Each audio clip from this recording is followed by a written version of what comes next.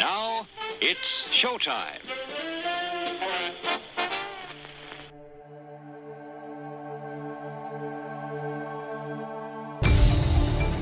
The moment our fellow geeks, dweebs, nerds, and other unfortunates have been fervently waiting for has finally arrived.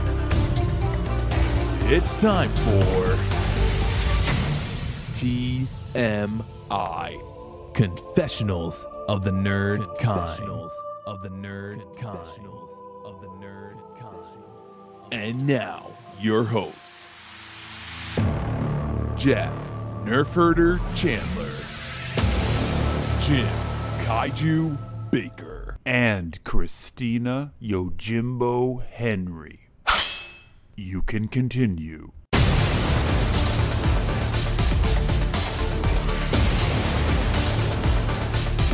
And now, let's get on with the show. Here is TMI.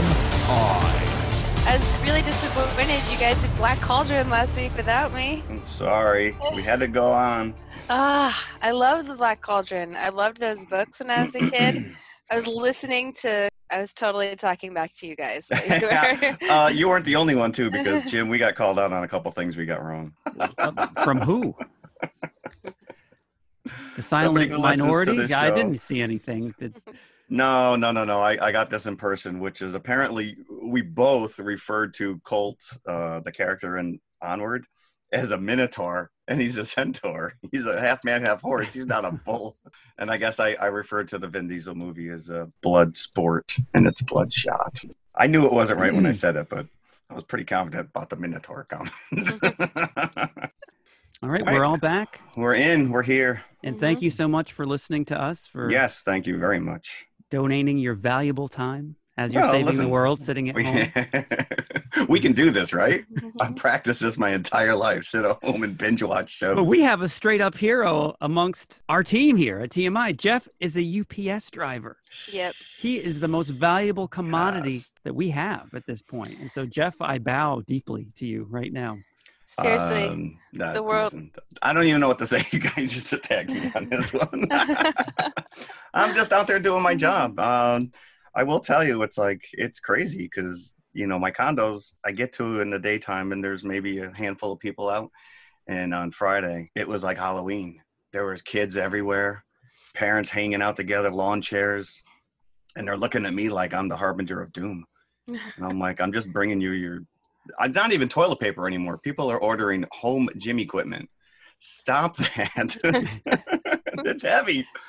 So, yeah, if I got to be on the front lines and do my job and keep everybody safe inside, then so be it. Listen, I'm lucky. I'm still working. There's a lot of people out of work right now who've been already laid off. So. Yeah, this is just an insane situation. Yes, but we want to kind of to give you an hour of not thinking about that. We did our best to find some positive news, which we'll get into, and then 2 movies that may or may not entertain you. Well, we hope that us talking about it will entertain you. You don't even have to see the movies. Just listen to the show. That is the goal. I do know people who listen and they've never seen half these movies. But we also drive people to want to see them. I thought you were going to say we drive people to something else. But... Yeah, well, they can always click off, turn off. I'm hoping we picked up some new listeners in Australia because I handed out many, many bookmarks and stickers. And one of my panels, the last panel I did at Gold Coast Supernova was literally just about movies, about monster movies. So, cool. And that was a very heavy hint, Christina, that we have to mention that you haven't been on this show live for like 3 weeks, and she's back. She was on a whirlwind tour of with Australia. With Tom Hanks and George Lazenby. Not with Tom Hanks. And it's Lazenby. Lazenby? What'd I say? Lazenby? He himself says Lazenby. Okay. All righty. Yes. You didn't happen to mention my name in passing to him? I did not. Oh, missed opportunity. Wow. I didn't mention the podcast either because George Lazenby told me flat out he hates cell phones and also credit cards. So you wouldn't know what a podcast is. In other words, what is that? It's a radio show. So does he still computer. have a heavy Aussie accent, or has it faded over time? I mean, he has. It's softer. It's softer. Yeah, but it's still there. But a very nice, engaging man, from what I understand. Mm-hmm. Oh yeah, like Lazy. if you give him the chance, he'll start telling you some funny stories. He'll charm the pants right off you. Yeah. Ribald? Some of them were. Ooh. Yes. Nothing I can repeat on air. Salacious. Nice. Do tell, Mr. Lazenby. Now, Yeah, were I you think worried we at were- all? we were on worried these for you. panels and sitting at these tables, and did it cross your mind, or did you just kind of get into the spirit of it as it was happening? Well, I mean, here's the thing. I'm actually mentally super prepared for something like this because I'm a germaphobe anyway. Uh-oh. So I'm the person who was always wiping down my tray table on the airplane even before there was a pandemic. So, yeah, I mean, You were ahead of the curve? yeah, and I already had a lot of hand sanitizer stocked, is what I'm saying. Wow. There wasn't really a sense that a lot was happening until like the last weekend that I was there. So I was gone for 2 weeks, and it was really like living in a weird bubble. Kind of like Jared Leto coming back from the desert. Did you see that I story? know, he was That oblivious as well. Yes, I was on a meditation retreat, and I come back, and I have to deal with this. Come on. Yeah, you should go back, Jared. Yeah. Just keep that to yourself if you want public opinion to not sway even more out of And your even favor more than it so, already. right? So what news do you have, Jeff? We just spoke about this a little bit before we hit record, but Onward, which we reviewed last week and thought that nobody would get a chance to see it, it's available on demand right now. I think they're charging $19.99. Get the whole family in front of the TV, and Which you is can a watch bargain, right? For $19.99. And not if it's only just me watching it though, because I'm paying $23.50 for my Regal. But think of it, you Unlimited. are the exception. As we've often said, we go to see these movies usually alone, when it's even a kid's movie, and there's a wide berth, even in pre-COVID-19 times. You get a wide berth of people avoiding you in a theater That is true. when That you're is true. sitting Yes. single male by yourself Yes. in a kid's movie. Yes. So most viewers of this are going to be families that have maybe more than one kid. Yeah, you're So- right though. I could easily set me back $70 taking my kids to the movies, because then they all want to bring a friend, and then we got to get nachos and popcorn. There you go. But even if $19.99 is too steep, wait a week, because it's coming. That's going to drop on Disney Plus April 3rd. So as long as you have that, which you're already paying for, you can now watch Onward. So, and I think that we agreed it was something to while away 2 hours. Oh yeah, definitely. If it's available for you to watch on streaming, then by all means, watch. Yes. Let's see. What else do we have? The Mandalorian. There's a rumor going around that Rosario Dawson was cast as Ahsoka Tano. Oh, cool. If Jim's giving a blank stare. Do you know who Ahsoka is? Jim? Oh yeah, I do. Okay. For anybody who doesn't know, she's probably one of the most popular Star Wars characters to come out of a non-movie. So she was created as Anakin's Padawan on Clone Wars, and she's a very, very popular character. But it's already wrapped. They already wrapped principal production, filming. Now they go into post-production, but I don't know how much post-production is really involved because of the way that they filmed that. And the second rumor is that they may just drop the season 2 early and not wait until the November release date, which is also on Disney Plus, by the way. But I wonder if that's because they have, so little new content coming out. My guess is that they're kind of looking to ease the masses, give them something to occupy their time with. Right. So. And there's speculation that they might do the same with some of the movies that are coming out as they're doing with Onward, like Black Widow, for instance. But I can't imagine that happening. I think that would be leaving too much money on the table. Right. I agree with you on that. I mean, they may go the on-demand route. So we'll see. So the other thing is too, which is this is a fun little bit, which is we kind of made fun of the movie Cats when it was released. And I don't know a single person who actually saw this movie. Yeah. A visual effects producer, friend of a friend, was hired in November to finish some of the 400 effect shots in Cats, the movie. His entire job was to remove CGI buttholes that had been inserted a few months before, which means that somewhere out there, exists a butthole cut of cats, which has now started a whole hashtag release the butthole cut. Why include it? Anatomically accurate. Well, King Kong doesn't have a huge penis, so why? King Kong's got a ding dong. No. But anyway, I don't know. It's since been refuted that this is not true, but I think it's funny. There were never shots of cats with buttholes, or at least by design. None that I saw anyways. This is from Ben Meckler. However, there were a dozen or so shots where the skin and fur sim was groomed or just folded in a way that really, really looked like very furry lady genitals and buttholes by accident. So unintentional buttholes. I don't know if that's better or worse. I don't know. So hashtag release the butthole cut. I think they just want people to seek this out now. It's mindless news for to while away the hours. Is that your last bit of news? I don't know how you can follow that if it's not. I mic drop on that one. Mic drop, yes. Mic drop. That's all I got on news. Maybe we should end the episode on that. But no, we're not going to end the episode. This is probably one of the more bizarre roads that we're going to go down on TMI. Twice, not once, but twice. Yeah, this is I don't even know what to say. My whole family watched these movies with me, by the way. So I have a question before we start. So Okay. had either of you seen either of these films before we decided to do them for the show? I fell asleep twice trying to watch Color Out of Space. Well, Okay. So the third time was the charm for me. Well, as we know, Christina has the advantage of living in a major city where these movies are readily available. And you had said that Mandy is still playing on the midnight movie circuit. Well, I think they played it again recently, but when it first came out, the Music Box was going to do like just a couple of shows. They had it scheduled, and it was such a word of mouth hit. They just kept adding shows and adding weeks, and I think it ended up playing for like 6 or 7 weeks. At the Music Box Theater. It's this little independent theater that's right down the street from me, and that's also where I saw Color Out of Space. Yeah, when Color Out of Space came out, it did not play around here, so I was unable to see it. We were frantically trying to find a place because we wanted to review it when it first came out. We could. I think there was 2 places. One was in Manhattan, the other one was in Brooklyn. Both are probably about an hour drive from me. I am jealous that I did not get to see it in the theater though, because it was fabulous. It would have been fabulous. It is absolutely sublime in this. The colors,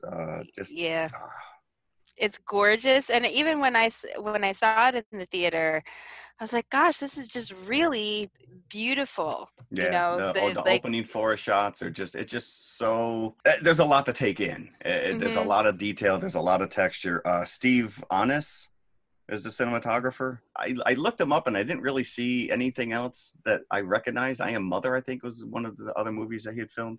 But it is available on Amazon Prime, so if anybody wants to check this out. Yeah, I paid $5.99 to watch it on demand, and it was well worth it. Well worth it. It is bat-ish crazy. I'm gonna tell you that right comparatively, now. I wouldn't call it bat-ish crazy when we talk about our next film. Yeah. I was so relieved to be watching Color Out of Space after Mandy. I gotta tell you, when you guys were like, we want to do Mandy, I thought to myself, like, did they really know what the movie's about? Because I had an inkling, but I remember that again. It was one of those movies that it did play anywhere near here. Yeah. I knew what I was in for with that because I knew it was a revenge horror movie. Well, and that's basically all you need to know. But it's more than that when you actually watch it. But, and less. But let's not get. We could go down. We're not talking about Mandy yet. You came and you. By the way, I'm wearing my Miskatonic University sweatshirt today. I know that our listeners cannot see us. Oh, but... I was going to say that maybe that was the Children of the New Dawn logo there. But no. Miskatonic University in honor of Color Out of Space, which is based on the H.P. Lovecraft story of the same name. I even have my copy of Call of Cthulhu next to me. Look at you. That's how much of a Lovecraft nerd I am. But I am so disappointed that I didn't get to see like the DVD or Blu-ray version of this because I so would love to watch a behind the scenes just because of the involvement of Richard Stanley, the director. Right. This is his first feature film since, well, Hardware, because he never got to finish Island of Dr. Moreau, because there was Dust Devil and a few others that he did, but this is his first bona fide film in quite some time. And just the story of him and Hardware and Moreau and this, I would just love to know the circumstances behind him coming to this movie, because I didn't really get a lot of that from the stuff that I read online. One thing I would recommend to everyone is to listen to the interview with Richard Stanley on the Visitations podcast, which was a podcast that Elijah Wood and Daniel Noah, who are two of the producers actually of Color Out of Space. Both of them. Because their Spectre Vision is their production company. And which also did Mandy. Right, and they did Mandy also. And they did this podcast where they went out and interviewed a bunch of directors in their homes, and one of the interviews they did is with Richard Stanley. They talked a little bit about him coming onto the project to do Color Out of Space. You might know that Richard Stanley is a huge Lovecraft fan. When he was growing up, his mom used to read him Lovecraft stories. Sure. Touching, also sad. When his mom had cancer, he was reading the stories back to her. Yeah. So, and I think that love of these stories really comes through in this film. My husband and I, who are obviously kind of Lovecraft nerds, we were talking about how of all of the films we've seen that are adaptations of Lovecraft stories, this is probably the only one that really captures this creeping sense of dread. That you took that right out of my notes. Yeah. Exactly. Yeah, that's what you get in a Lovecraft story, the sense that like the story is kind of creeping up on you, and that really, really comes through in the film. And before we get into it, while we're still on the subject of Richard Stanley, last night, just to get a feel for what he is like, I watched the documentary Lost Souls about the whole Dr. Moreau debacle. And it is such an entertaining documentary. It's free on Amazon Prime. So anybody that is in any way interested in this movie or Hardware or Moreau or just, a great story about filmmaking, go find Lost Souls on Amazon. I might have to go check it out. I may have some time. I was going to recommend that also. So yeah, it's a good one. So let's get into Color Out of Space. Nicolas Cage, if you haven't already figured this out, this is a Nicolas Cage tribute almost this episode.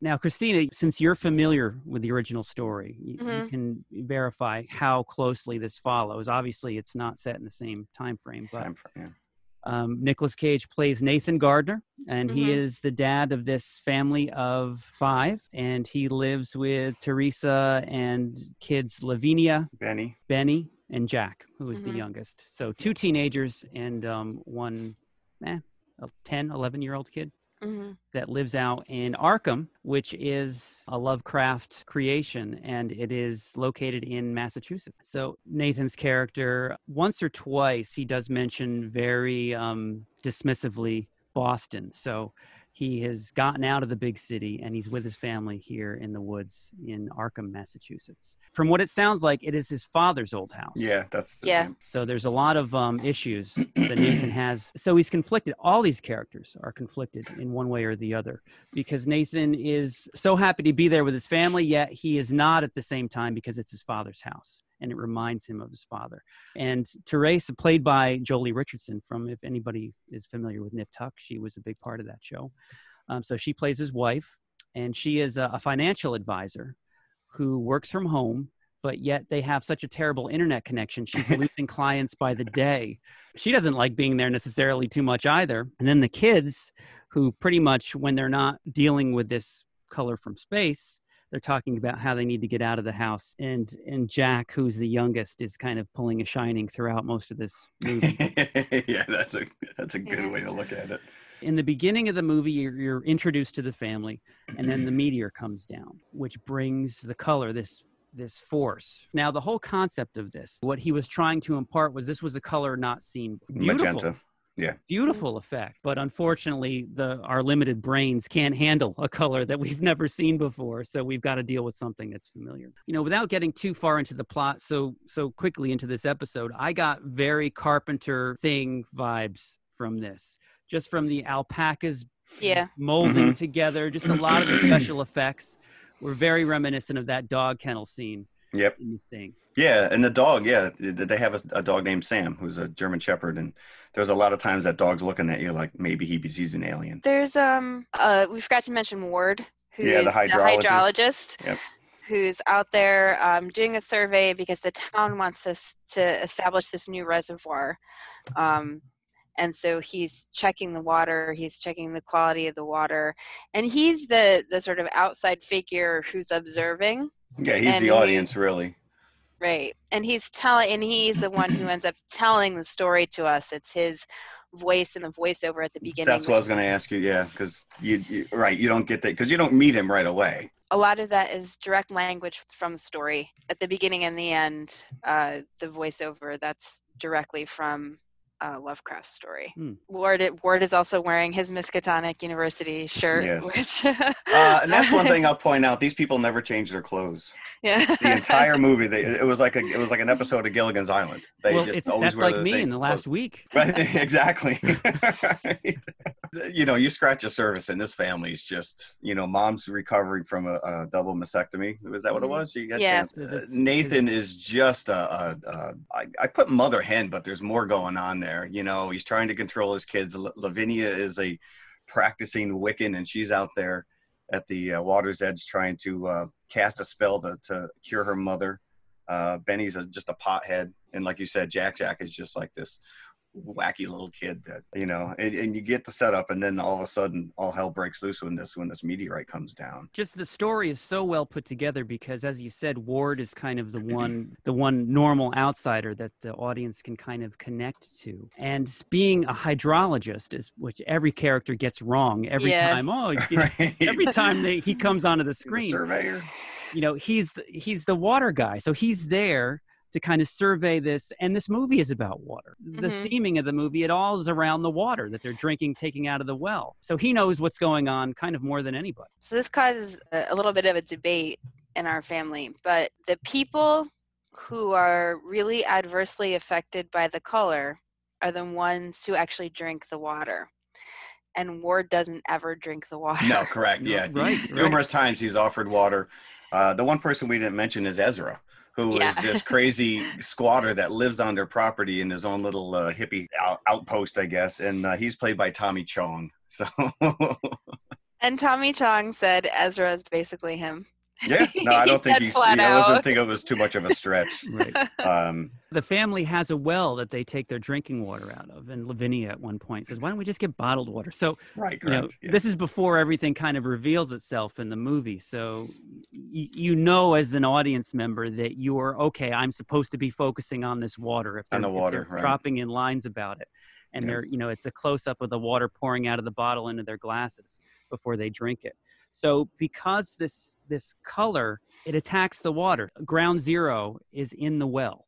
That's where all this is springing from. And there's this one beautiful scene where it's morning after the meteorite dissolves, and there's these purple flowers, the same color as this being. Yes, and they sprouting everywhere in the yard. And as you watch the movie, they just become more and more prevalent.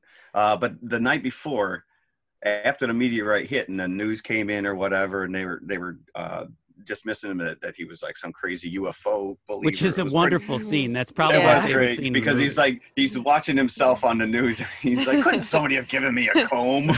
And they have him labeled as amateur farmer, bourbon connoisseur. Right. And the meteor has disappeared. So they're asking him, were you drunk? Were you drinking at the time? Were you drinking? Right. Well, yeah. But that was the we go back to the way that this thing was shot. And there's a scene where a thunderstorm comes in and the lightning is just striking this meteorite hit after hit after hit. And that's why it disappears. It basically drives it right down into the water table, I guess, or disintegrates it. It breaks it open, basically. Okay. Like the color, like they saw the color and they're affected by it. Because they all saw the flash when it landed. Right. And Jack is the most affected because Jack is basically catatonic after this. Yeah.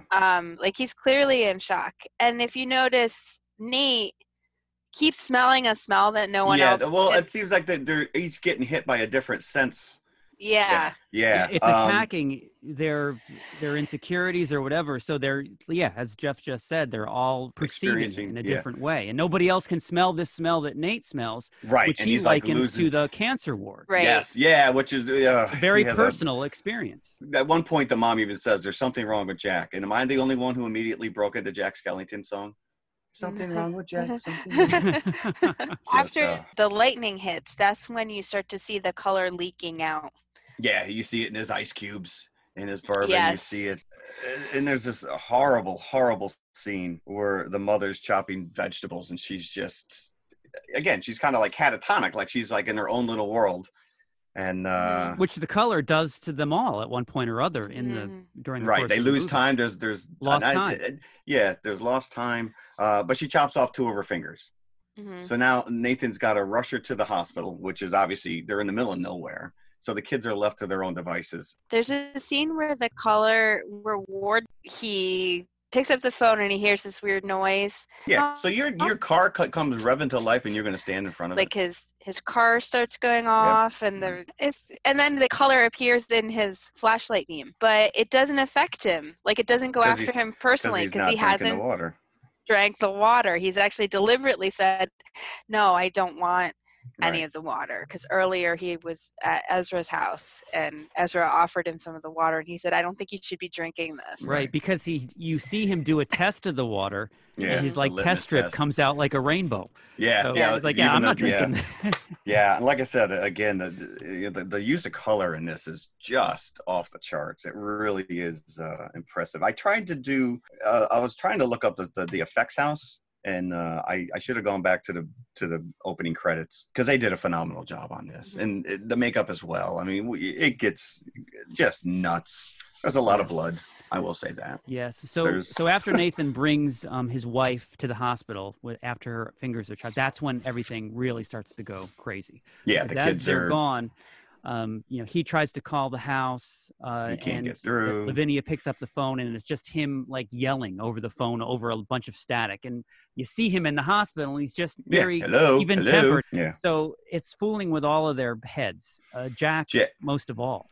Yeah, Jack's got a friend who lives in a well now. Which is the color. That's ground zero, right? So he goes down and he's talking to the well, and there's that beautiful FX shot of that bug. The little purple praying mantis. That hatches out of the well. Absolutely gorgeous. Multi-eyed. He looked like the 3-eyed fish from Simpsons. Right. Which is, and that is the color in itself, right? Like as a living being. Births out of nothing, apparently. And earlier in the movie, well before any of this happens, like, Jack is actually staring into the well, and Dad says, if you look long enough, you can see stars. Yeah. Yeah. It's like such a great little bit of foreshadowing. Yep. Yeah. The alpacas, as we mentioned before, fused together in a great FX scene that's right out of the thing. Yep. And they've got 5 alpacas, right? So it's just now they have one. Just one big one. They just have one with 5 heads. The dog disappears, which you see a little bit later on. There's a horrific scene where the mother and Jack fuse into one being. Well, that's after they come back from the hospital, right? There's a scene where Nathan's in the shower and there's like a shower jellyfish. It's crazy. Now let's talk about that, because I had completely forgotten about that, but that's a good point, because that's also a very important scene, I thought, because it shows you how the water is now like a living entity. Yeah. Because the water kind of congeals in the shower drain rather than it's like, already existed. The water is like congealing into this thing, which he picks up and it wraps itself around his hand and he flips out and he flings it and then it goes down the drain. Yeah. But the water is a living thing that's changing them as and the cat, Ezra's cat, the naked, lost all of its hair. Hairless cat. Yeah. But the last 45 minutes of this movie are unrelenting. Mm-hmm. It is. I mean, once the lid is off, it just goes to hell. He finally gets back from the hospital with Teresa, and this to me was the most unbelievable thing of this entire movie. She chopped off 2 of her fingers. They surgically replaced them, put them back on her hand, and then sent her home. Yeah, I mean, maybe she should have been kept overnight. I buy milking alpacas. I buy the exploding meteorite. Well, maybe he insisted. He has alpacas at home. He's got to get back. He can't be staying at the hospital. Do you know how much money those things cost us?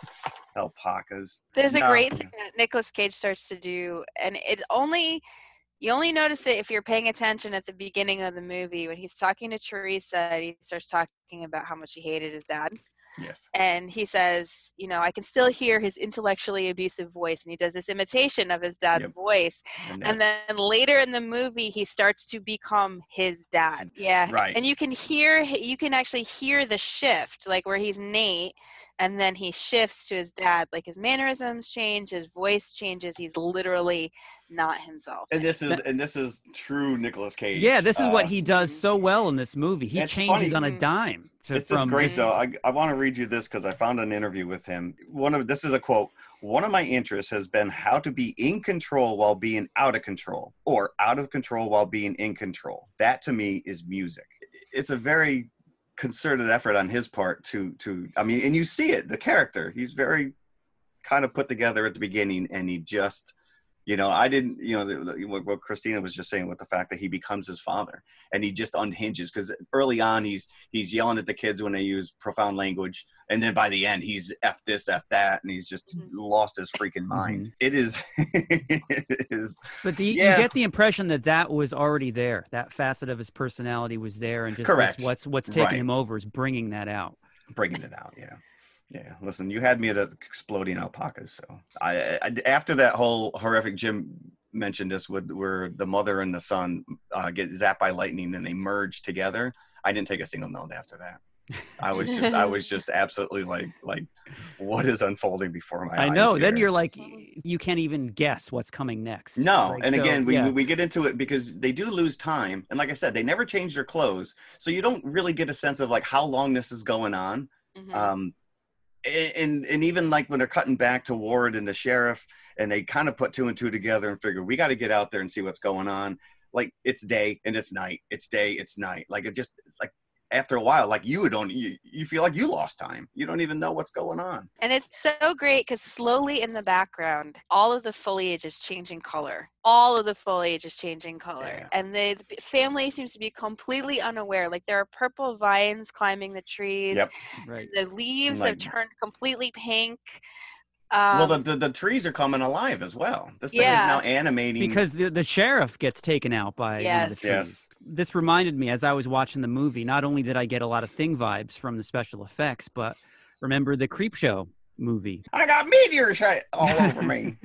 Jack and Mom fuse into this one being with two heads and all these limbs. So Nate and the other two kids, Benny and Lavinia, they carry her upstairs to the attic, which is where her office is. So they set her in a bed right across from her computer where she was working earlier in the movie. And she's just talking gibberish, and her skin is turning grayish white, and nobody knows what to do. Nate is convinced that he has to put her out of her misery, and he can't do it. He's got the gun to her head. Now, as this is going on, the other two, Lavinia is telling Benny that we have to get out of here because he's going nuts, obviously.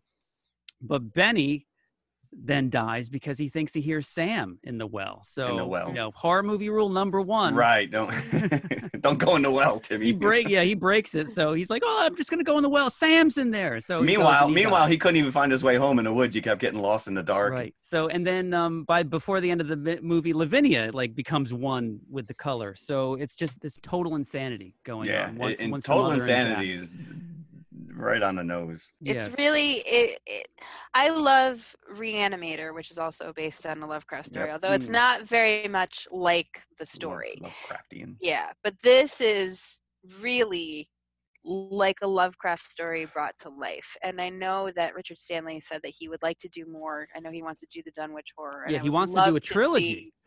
I would love to see more because he really, I just think he really understands the story. You know, he really understands like the thing that continues to make Lovecraft appealing to readers. But let's talk about when Nate goes complete batshit crazy and he tries to feed Lavinia to the mom Jack creature. Yeah. So Benny has died in the well, and so now it's just Lavinia. Nate comes up, he's really talking as his father at this point. Grabs Lavinia and he's like, you got to go take care of Mom. and throws her in the room because mom has been saying that she's hungry, right? And he doesn't know what to do, so he throws Lavinia in there, locks Is that what she door. was saying? Because I couldn't understand a word she said. Well, that's what he says that she's saying. Oh, So, they're feeding her water, and she's... So he thinks that he's feeding mom and by throwing Lavinia in. And that's when Ward and the sheriff show up. Right. And so they end up breaking down the attic door, and then Nate comes to his senses briefly, goes in there, and then finally shoots because now she's turned into a giant spider creature that kind of scutters across the floor to eat Lavinia. There's a terrible scene where he shoots Jack as well because they're still two living beings but just fused together. So now there's a misunderstanding as Ward and the sheriff are leaving. And then Nate comes out behind him and he levels his gun at the color because now he realizes it's the color that's destroyed his family. Right. So kind of in a very futile way, in like a last-ditch effort, he points the gun at the color as if it's going to do anything. Right. And the sheriff thinks that he's pointing it at Ward. So then they kill Nate's character before they go to visit Ezra and find that he's also been appropriated by the color. The people under the floor, man. Right. The people under the floor, yeah. Man, can't you hear them? But he also gives you the piece of information that this is trying to replicate its own planet on Earth. Oh yeah, Ezra's totally in tune. Like, right.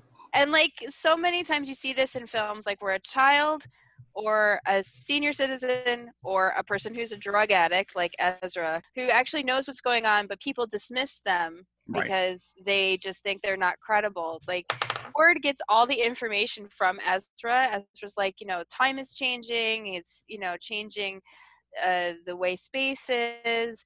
And Ward's just kind of like, like, don't drink the water, okay? Right, exactly, yeah. I don't think you should be drinking that. This reminded me a lot of Annihilation, which I think probably gleaned heavily from you're right. H.P. Lovecraft. Right. And the other thing that was, I thought, very interesting is when you do get a glimpse of this alien planet where everything is writhing and living and it's all that color is everywhere, there's some kind of a being that Nate had seen earlier in the TV.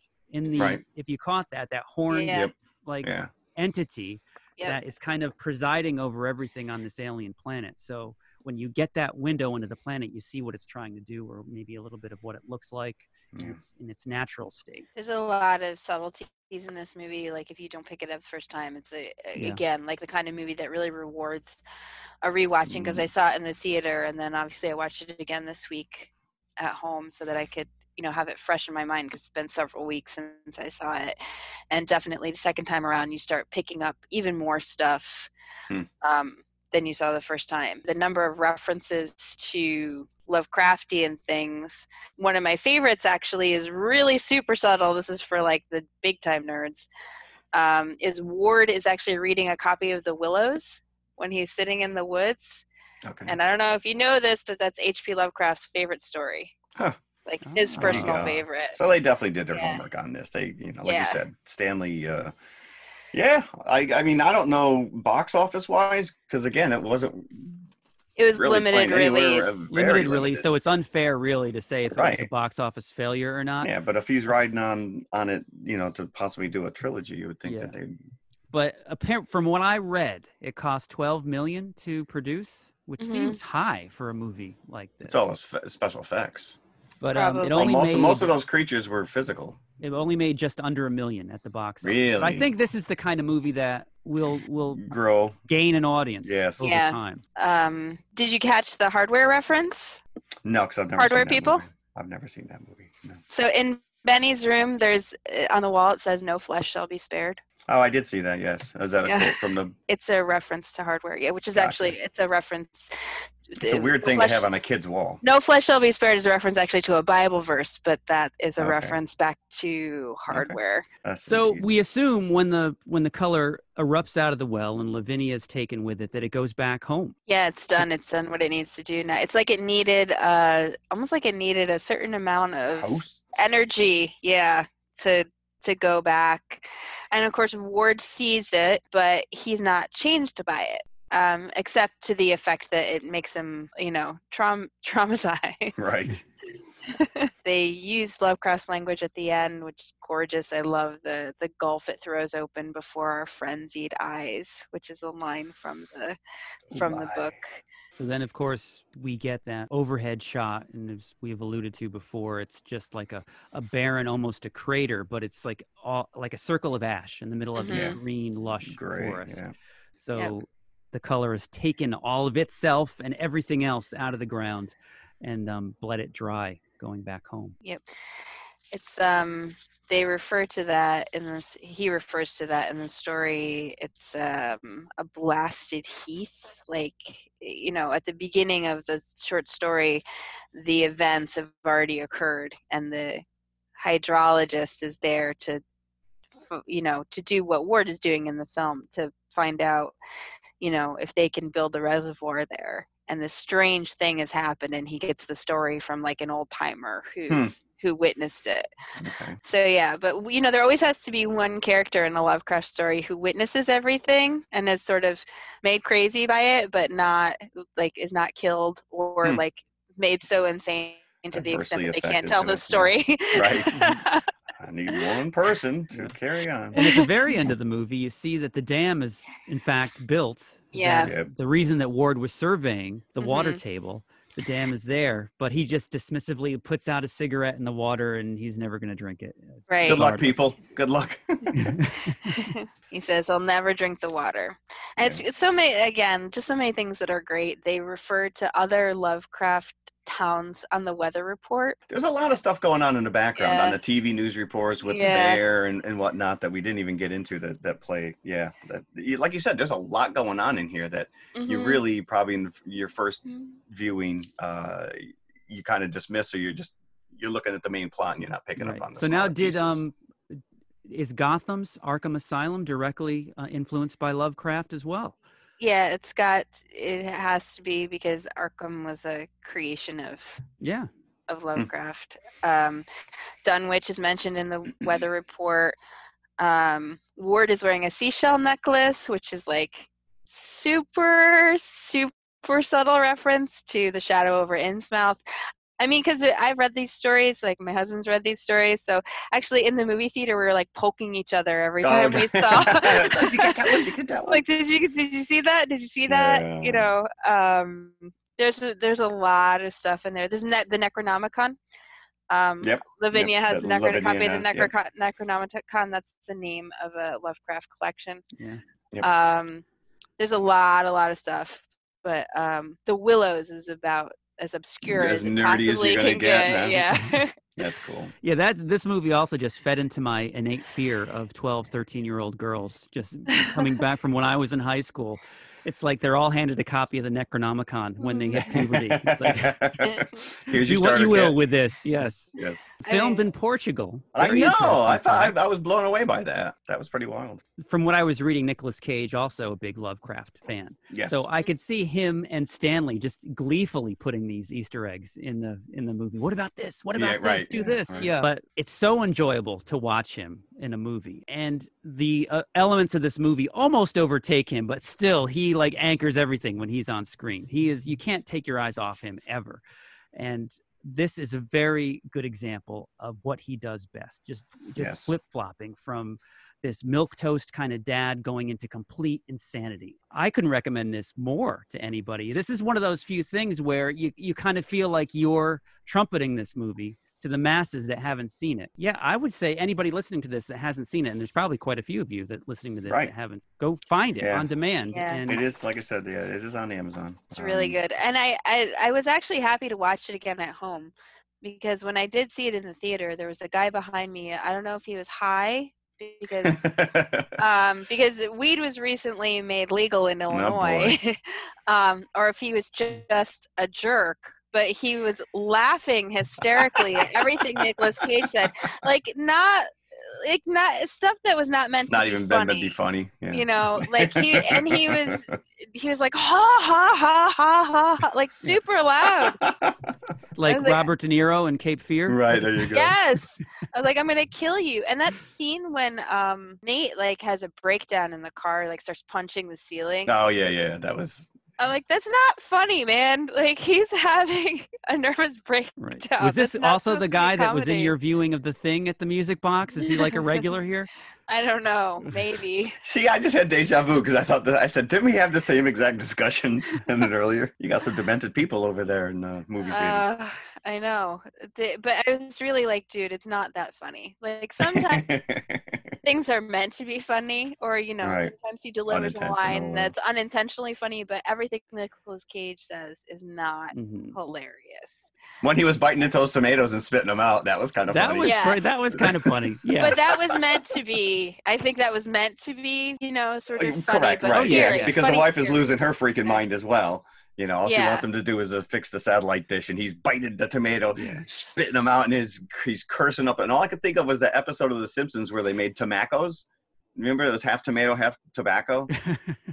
I don't know why that just kind of popped into my head, but that was actually a funny scene. So this isn't just a good Nicolas Cage movie. This is a good movie, period. Oh yeah. There's definitely some cringe. Yeah, it's bloody. It catches you unaware if you don't really know what's going on. So if there was ever any doubt that Richard Stanley could actually helm a movie with a budget, this like dashes them completely. Right. That's what it'd be. I'd love so it to makes see you a kind of trilogy. sorry for maybe the circumstances just weren't there for Moreau, but. Because he was, I mean, tell me the story on that, because he only filmed for like 3 days. Yeah. And then was fired as a director. Well, I think from what they tell you in Lost Souls, it might have been too much for him to handle, and it didn't help matters that he had Val Kilmer to deal with, who was undermining everything that he said. So I think he lost control of the set he didn't have that big studio mentality. Right. And I think that he was just learning at the time, and that wasn't the best movie for him to be learning on. Brando hadn't even come on set yet, but they had met, and Brando approved of him as a director, and he thinks that if Brando was there, that he maybe would have been able to stay on, like if he got Brando on his side, but Brando hadn't shown up yet. So and then they got in Frankenheimer because the studio lost faith in him. And that wasn't a good movie anyways. It didn't turn out to be a good movie. No. But it is one of those so bad that it's not good, but it's kind of fun to watch. Yeah, but I remember watching the 76 version as a kid. So I was creeped out by it. But the fact that the craziest part of this story is that he never left the continent of Australia. Richard, like they wanted to get him out of there. They bought him a plane ticket to get him out, and then Frankenheimer came in because they were afraid that he would try to sabotage the set or something. But he never left. He never got on the plane. He just went to some adjacent area and hung out in a cabin and was isolated because he was depressed.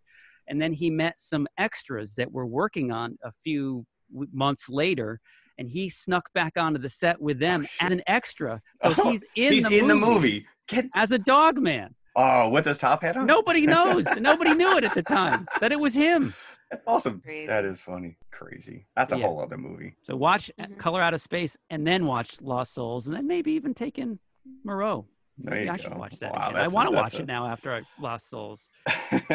So what kind of buckets are we going to give Color Out of Space? I want you to go first, because I actually after watching Mandy, I had to go back to Color Out of Space and raise my buckets. I'm going to go 3 3/4 with Color Out of Space. I had 3.5, so I'm right there with you. I'm right in the middle. For me, this was a solid 4. I've watched it twice now, so. Yeah. And I bought it actually, so I can watch it again. Okay. So usually for me, if I buy it, I know that that it's at least a 4 because I know I'm gonna watch it again. I was blown away when I saw this in the theater. It was so much better than I even anticipated based on the trailer. And I just couldn't get over how beautiful it was to look at, how meditative. Yes. I love the slow-moving camera. Everything about it, I really, really liked. There you go. So Color Out of Space. See it, please. Hearty recommendation from all of us here. So we are going to go to the concession stand, the virtual concession stand, I may add. And we'll be right back with Mandy. Intermission time. Time that stretch you've been wanting. And best of all, time to take your pick from that scrumptious array of tasty treats waiting for you at the snack bar, where the popcorn's poppin', the cold drinks are sparkling, are sling. The coffee is steaming. And a luscious treasure of confectionery delights with ice cream and candy and so much more to tempt any taste is waiting for you now at the snack bar. You'll be notified in plenty of time when the next show is about to begin.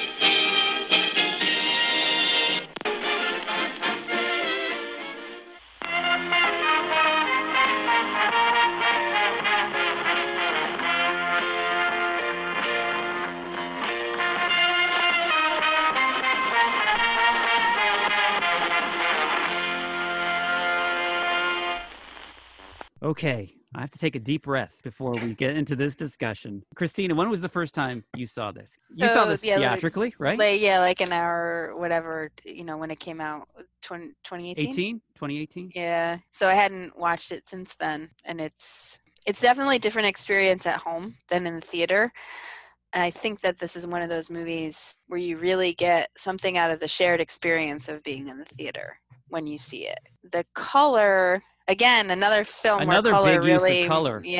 really matters. The color and the sound, after a while, especially in a darkened theater, can combine to make you feel kind of ill almost. Right. At least for me. There's some weird up close strobing light effects going on here. It has a very, it has a very David Lynch kind of quality. I don't know if anybody else got that impression. Well, it's set in 1983, and I think that it does have some of that sensibility of that, even the music, very old school synthesizer type of stuff. Now to call this, color out of space, as Christina was just saying, it takes its time. It's for it to sink in. When you're watching it, it's just these beautiful pauses, and it's almost like looking at a Terrence Malick movie almost, just the filming of the natural elements in Color Out of Space. There's a little bit about that here, but I took a note. To call this laconic would be charitable. It is so slow moving in the beginning with long close-ups, facial close-ups. There's one actually reminded me of the Godley and Cream video, Cry, where they're... Yes, it's so slow and meticulously shot. Did you notice that they shot it on digital camera? Because I looked it up. Okay. But they put like a grain in the. Yeah, well, I think that's also because it takes place in '83. I thought that they were really trying to kind of put it in that. I got the impression that frame. This should be showing in a very seedy 42nd Street movie theater. Right. Because Christina, you had called it Grindhouse on one of our text trails, and it is completely Grindhouse. This is an exploitation movie, like kind of masquerading as an art film. And in some cases it succeeds, but it is an exploitation film. Yeah. It's art house garbage. So I don't know if you read anything, but I saw an interview with Panos Cosmatos, who's the director, who sounds like a Marvel villain in himself. Wow. No, it's Panos. And he said that he was, and you see a lot of influences. When I was watching it again this week, I was writing down all of the references to other horror movies. But he said that he was influenced by Fangoria, heavy metal, which is really obvious with the animated sequences. And the backs of horror movies that he saw in the video store that his parents wouldn't allow him to see.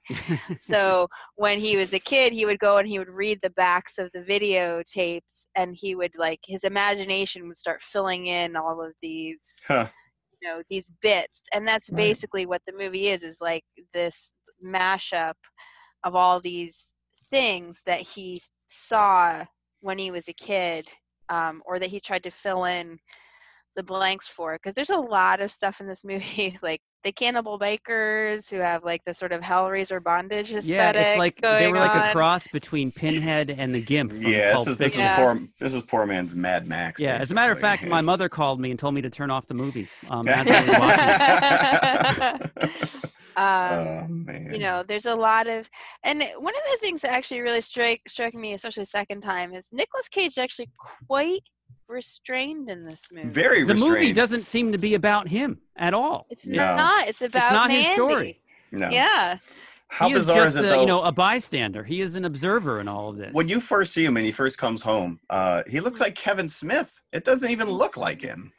Yeah, there's not a lot of character development. Like Mandy is the only one that really gets any kind of development, and that's only through her artwork that you kind of know who this person is. And I have to give so much credit to Andrea Riseborough, who does such an amazing job in this film, I think, of communicating this interior life.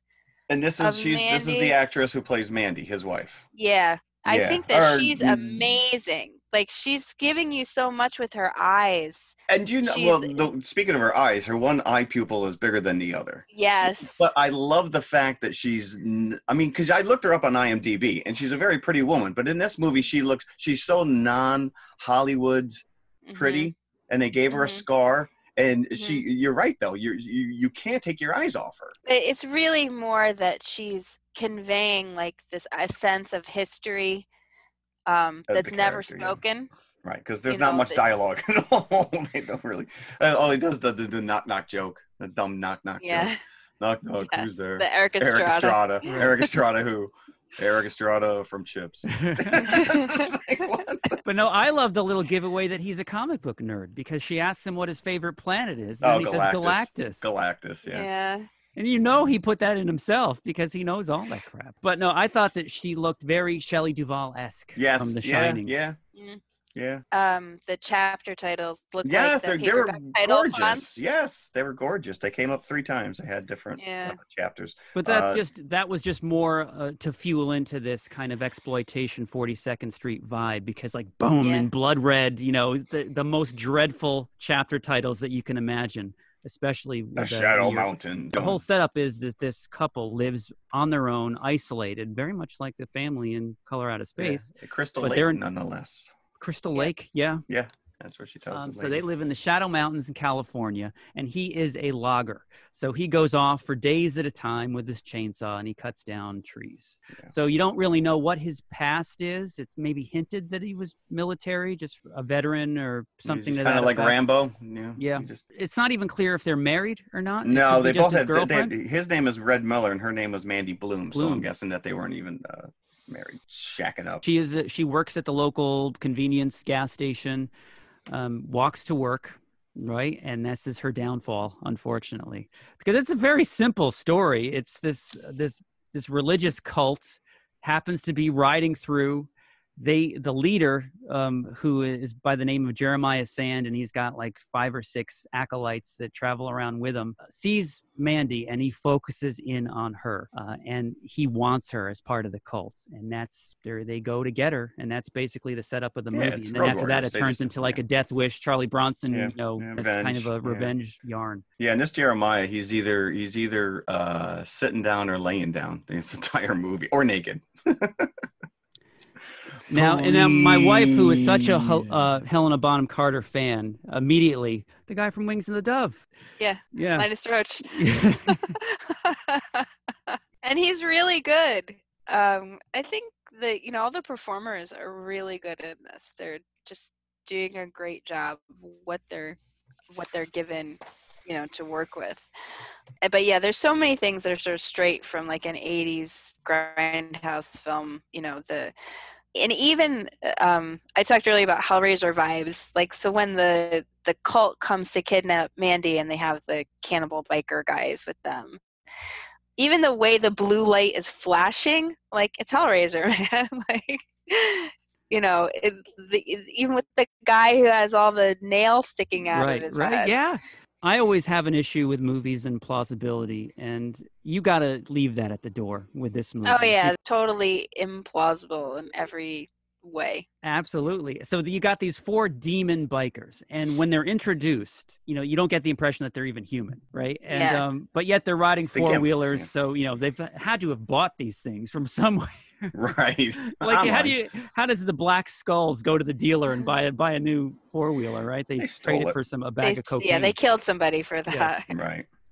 So now apparently they are at the beck and call of this religious cult, the Children of the New Dawn. They just blow their horn, And wherever they are, they hear it like a dog whistle, and they come to their aid. When Jeremiah Sand sees Mandy walking on the side of the road, and he becomes fixated with her, we see, I think it's a hotel room that they're all sitting in, and it's these unintelligent people that are just followers. They take whatever he says as gospel. And there's Sister Lucy, they call her the young girl that seems very unhappy to be there, but she's kind of stuck. So he is telling everybody in his group that he wants Mandy. He wants this woman that he saw on the road, and his number one guy says, done.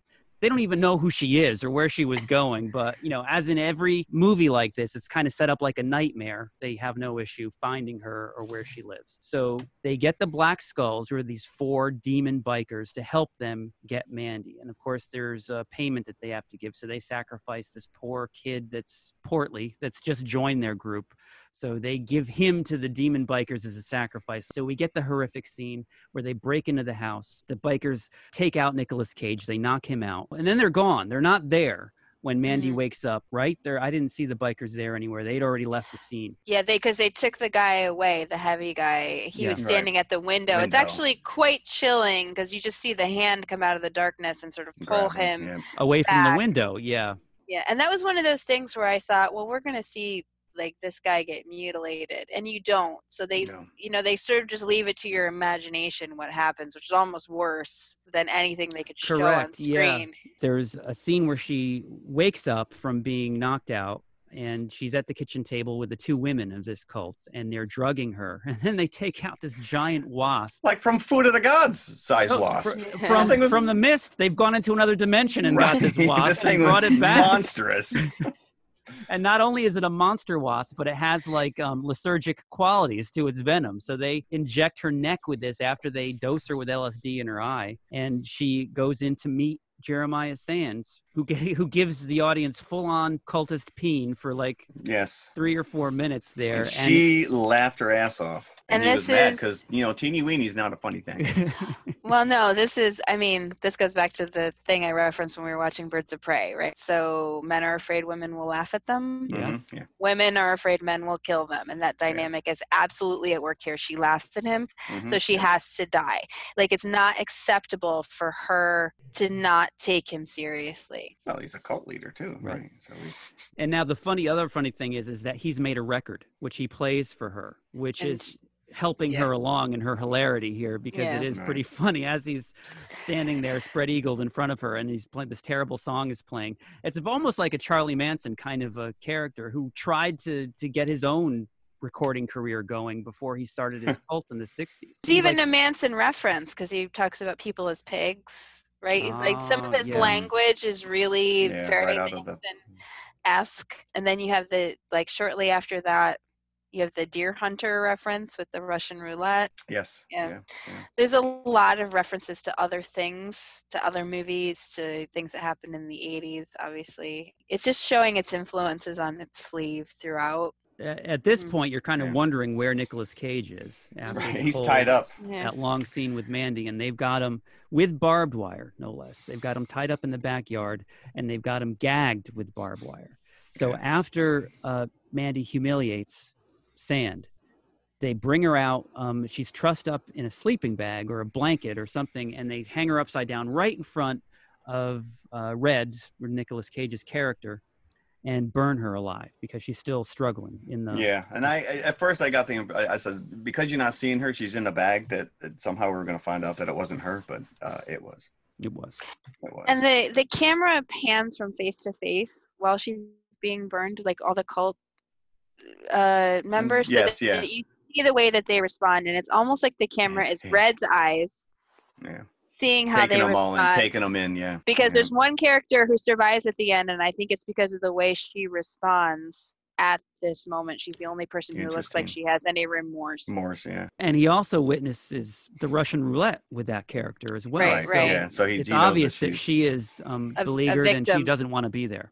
They leave after Mandy's burned. They leave the house. So they've taken over his house. They're doing whatever they want in there, and then their 2 cars leave, and then he frees himself. And this is like the most painful scene in the movie. It's almost akin to the thumb cutting scene. Again, I'm mentioning The Thing here. Him trying to pry his hand out from under that barbed wire and then trying to take it out of his mouth is painful to watch.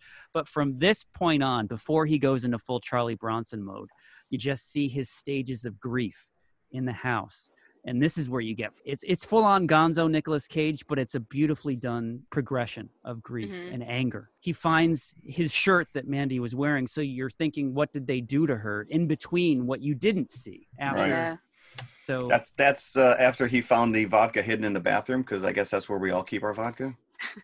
Secret bottle. That was very, and while he's crying and he's sitting on the toilet and he's drinking, it was very reminiscent. Again, made me think of another movie, Bad Lieutenant, with Harvey Keitel. Oh, yes. That naked gibberish scene. Yeah, he's wearing a banana hammock, too. I don't know what was going on there. And that wallpaper. What was going on with that wallpaper? So Kubrick, that wallpaper. Yeah. I was going to say, that looked like Very much.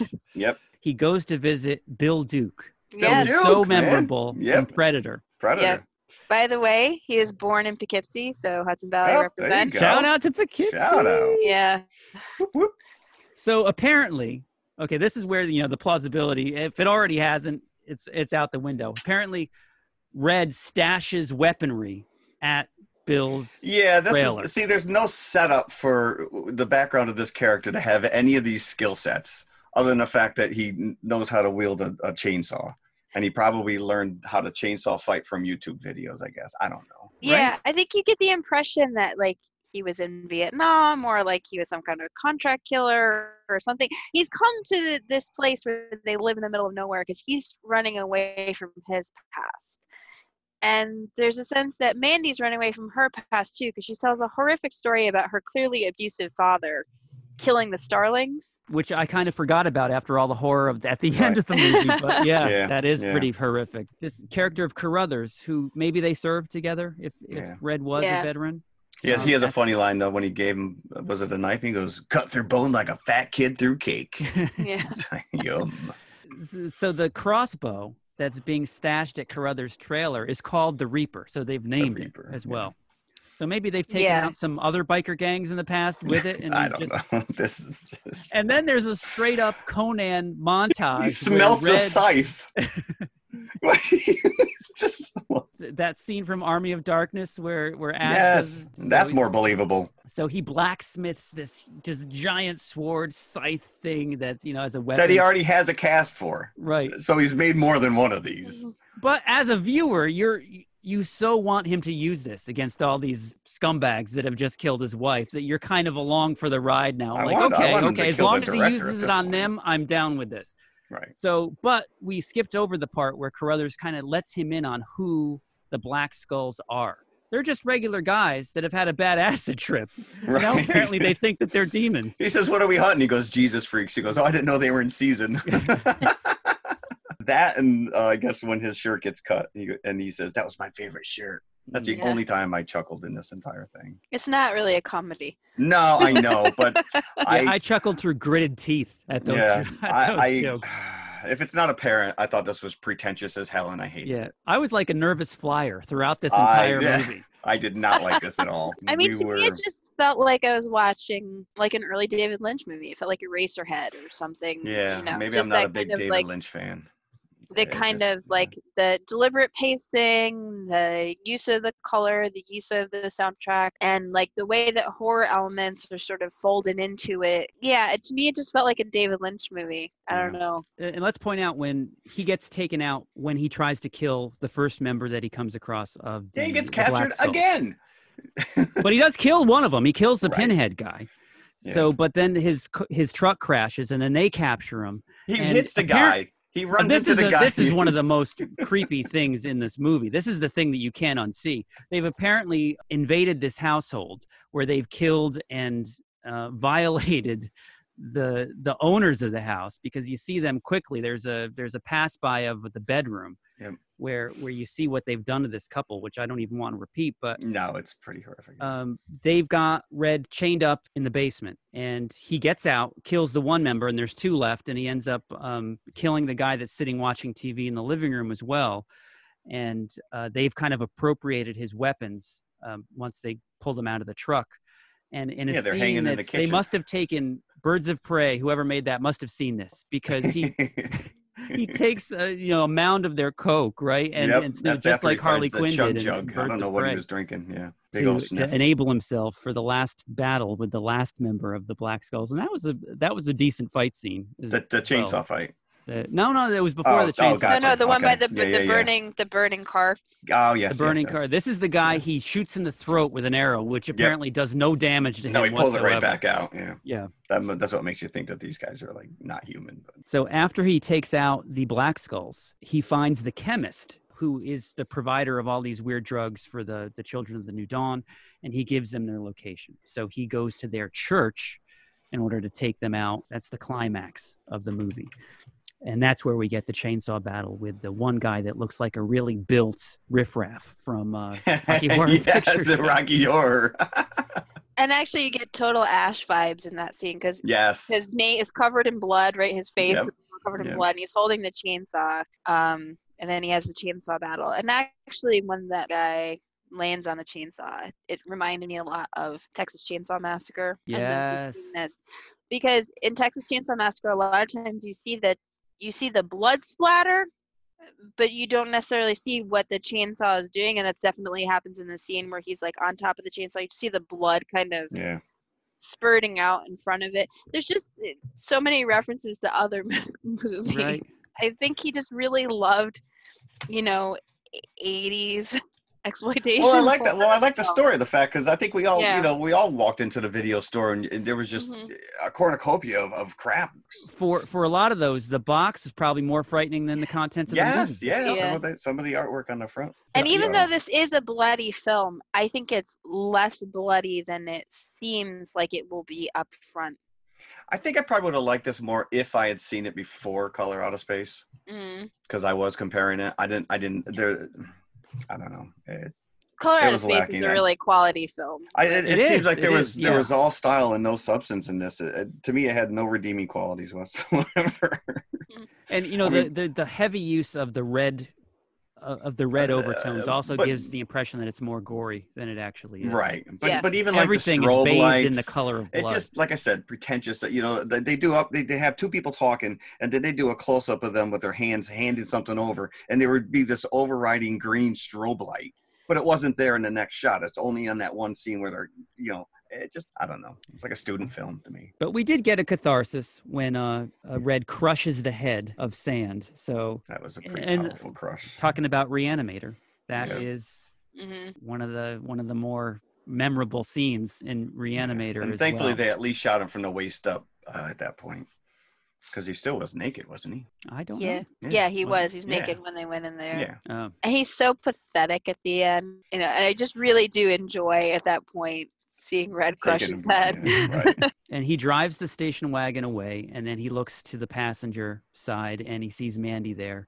sitting next to him. And then you just see the maniacal white teeth against his blood red face as they drive into her painted landscape in credits. So I did not enjoy watching this. Okay. All right. I'm not alone, because I did not like this. This is not an enjoyable movie by any means. Okay. I thought I was going to be an odd man out this week. There are some decent horror elements to this, but it's just too mean, and maybe this is what they were going for. It made me very uncomfortable to watch it. And cringeworthy, right? I would not want to watch it again. It makes its own reality, as movies like this often do. When it's like you're caught in a nightmare, nothing has to make sense, and that really kind of brings these feelings of dread out even more. I did see that it was nominated by the Alliance of Women in Film. The category that it was nominated for was most egregious age difference between romantic leads. They're not I think they're like 16 years apart. 16 years apart. So they didn't win. Really? So they were only one of the nominees.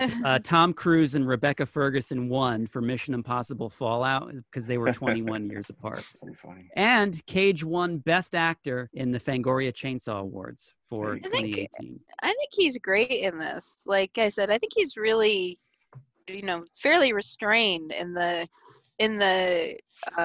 span of all of his roles. This is like a fairly quiet part. Yes. I mean, he does go a little gonzo at until the end, he ingests the coke. Nowhere near goes, what he did in Color Out of Space. But this is, having said that, this is also Cage at his most gonzo at the same time. There are scenes in this where he is so over the top that if you're looking for 100% Cage, concentrate, then watch Mandy. I got so many David Lynch vibes. I actually started thinking about him in Wild at Heart. So he does have that pedigree. Do you think he's ever said no to a movie? Maybe. I just read something. He's got 6 other movies in development that are set to come out this year alone. Really? Yeah, this was on Roger Ebert, RogerEbert.com. I love this quote, which he says, let's see. So he's got the seemingly inexhaustible Nicolas Cage has no fewer than 6 additional movies in various stages of production that are currently scheduled for release in 2020, ranging from high-profile studio outings to the kind of demented head scratchers that he somehow manages to sniff out in the manner of a pig finding truffles. So 6 movies, man. So I'm almost hesitant to ask what kind of buckets we would give this. I probably gave it the best buckets of all of us. Yeah, I think I actually like this kind of thing. Okay, buckets. What kind of buckets would we give? 2. Mandy? 2? I got 2. Sorry. I'm going to go 2.5. I do recognize that it is that they were trying to do something unique with this, but I wouldn't watch it again. So, I gave it, I think I'm going to say 3 3/4, only because I didn't like it as much as Color Out of Space. Right. But I think I just had such a strong impression of a David Lynch movie when I was watching this, and I like most of David Lynch's work, so like I was kind of right on board with the pacing and like the vibe, the seeming non sequiturs, and I'm like, it's basically a Lynch movie. Right. Okay. So I was just there kind of with that vibe.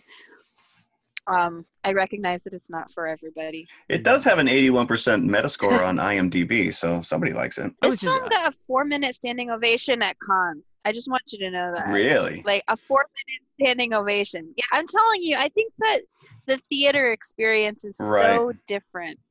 Because when you're in the theater with a bunch of other people, you're sort of picking up subconsciously on their... No, I agree with you on that, yeah. On their mood. And I think that this is the kind of film that really benefits from, seeing in the theater.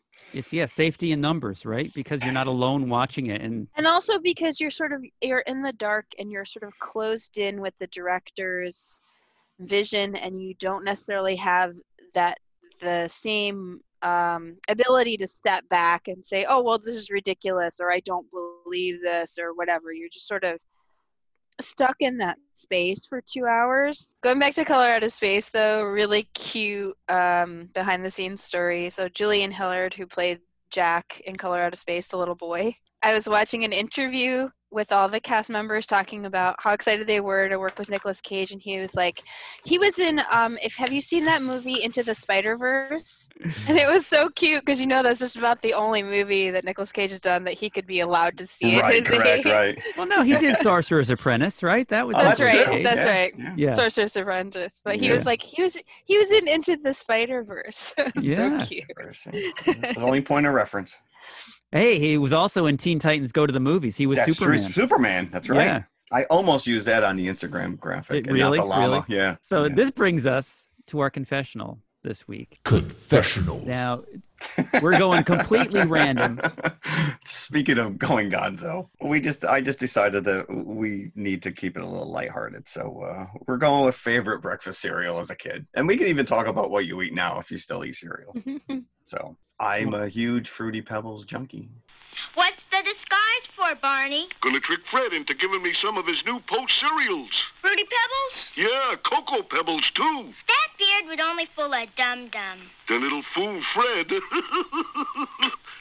Say, stranger, I'm hungry. Well, here, old-timer, try the Flintstones' new Fruity Pebbles. New Cocoa Pebbles, too. Oh, these new Fruity Pebbles taste like a bowl of noisy fruit. Hi, Barney. Hi, Wilma. Barney? Fooled you, Fred. You ate up all my pebbles. At least you got the free Flintstones action toy inside the box. Why, you... Good thing Pebbles gives me yabba-dabba-doo. I love Fruity Pebbles. Still eat it. I can't pass up the aisle without putting it in my shopping cart, even to this day. And I never get a chance to eat it because my kids do before I get it. So, and I think they have Cocoa Pebbles, but I don't do Cocoa Pebbles. But I will say that I also, for whatever reason, loved Life cereal, but it would have to have a ton of sugar on it, which kind of defeats the purpose. It does defeat the purpose. But I will say, whenever I went to my grandma Chandler's house, she always had the frosted mini wheats, and that's the only place I ever got them. See, I like to eat those dry. I do not like those with milk. Oh, no, I like everything soggy. See, mine only came out at one time of year. So. Oh, Count Chocula. Nope. It is a Halloween. I'm a berry guy, so I always went Boo Berry. Boo Berry. Do you remember Fruit Brute? I remember Fruit Brute. Yeah, I do. That was the short-lived Fruit Brute. Say that 10 times fast. Fruit Brute. How come they don't bring him back? I was doing some research on Boo Berry, and he never always existed. For years, it was just Frankenberry and Count Chocula. Someone's come for a nutritious breakfast. What? Hello, my name is Boo. Let me finish. Boo Berry. My ghostly good blueberry flavored cereal, Boo Berry, is part of this complete breakfast. Boo to you, Boo Berry. Frankenberry's got strawberry-flavored marshmallows. Count Chocula's got chocolate marshmallows. But I've got blueberry-flavored marshmallows. Frankenberry. Count Chocula. And Boo Berry.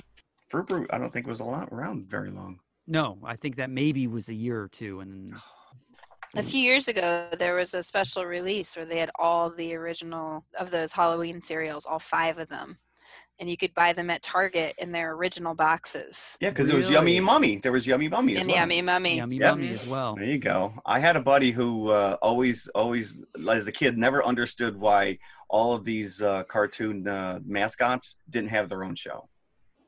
So all these cereal, the Toucan Sam and Tony the Tiger, put them together like an Avengers type of group. Or like a Yogi's Ark, kind of a Hanna-Barbera show, right? Yeah. But yeah, I would look forward to Halloween every year for Boo Berry, and that's the only one I was interested in. I didn't care about Count Chocula or Frankenberry. It was all Boo Berry all the time. They didn't care about you either. How's that? So what'd you eat? That's it? So you didn't eat anything else the rest of the year? It's just maybe Cinnamon Toast Crunch was high on the menu at other times of the year, but Rice nothing Krispies, that really I had to have. Right. Boo Berry, I had to have. Do you know what it was? It was always about the toy, though, too. Because once Star Wars came out and they had a toy that was inside your cereal, and that was back before they even bagged them. They just stuck the stickers in the bottom of them. And you had to open up the box and stick your hand down inside in order to find it. I know, and it was always covered in that cereal powder when you took out dust. Yeah. So that was always big, too. That was a driving force in what I would beg to eat. True. So, Christina, what do you got? What cereal? Yeah, so I think I was a toss-up. I loved Alphabets. Okay. They had something about them. The texture was a little bit different from other cereals. Also, because I was a word nerd even as a small kid, so I was like playing Boggle. Were you making words? Were you taking them out of the cereal? Yeah, I was playing Boggle in my cereal bowl. There's an adventure in every bowl of Alphabets. Once when I was eating my Alphabets, a fierce-looking charging at me. Oh, no. What'd you do? I ate them. Good thing I had my Alphabets. Post-alphabet cereal's part of a balanced breakfast. What a neat plan. I started it with the terrarium that comes in Alphabets. I followed the directions and watched the seeds grow into little plants in about 8 days. 3 different plastic terrariums, one in each specially marked box of Alphabets. I can't wait to watch mine grow. Or Lucky Charms, because I don't know what I love the texture of those fake marshmallows. They're always after it's me, definitely Lucky not Charms. a marshmallow texture. Yeah, no, it's not. No, and you can buy just bags of that now. I know someone else told me that you could just buy the big cereal marshmallows, which are just clearly not actual marshmallows. No. They're kind of crunchy, which regular marshmallows do not have that texture. They're like dried out raisins of a marshmallow. It's not, not even. Well, they always remind me of those stupid circus peanuts that they were like eating plastic. Yeah, and they left a film on the roof of your mouth as well.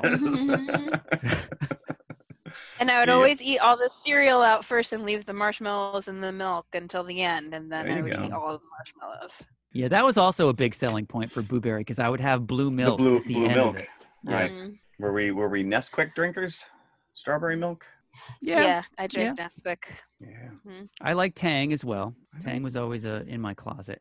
Did you ever get the records that you could sometimes that were perforated on the back of the cereal flimsy box? Yes, and you could pop out.